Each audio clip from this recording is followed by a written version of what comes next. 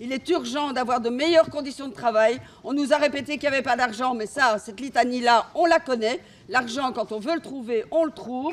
Ils sont une petite centaine réunis devant le siège des hôpitaux Iris. Ils veulent plus de moyens pour les hôpitaux publics bruxellois. Ces dernières années, ils sentent que les conditions de travail se détériorent. C'est le cas de Pascal, infirmière en neurophysiologie depuis 20 ans à Bruckmann.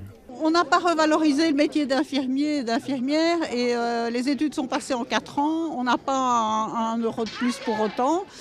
Les conditions se détériorent et forcément, les gens n'ont pas envie de se lancer dans ce genre de profession.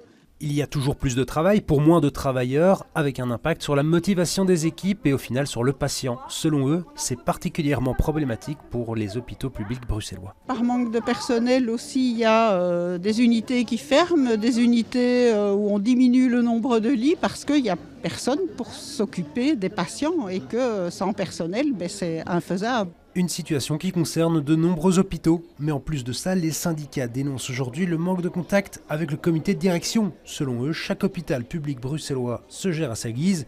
Ils craignent en fait que petit à petit, les hôpitaux publics soient privatisés. Les hôpitaux publics donnent une garantie de soins, un accès aux soins à tous.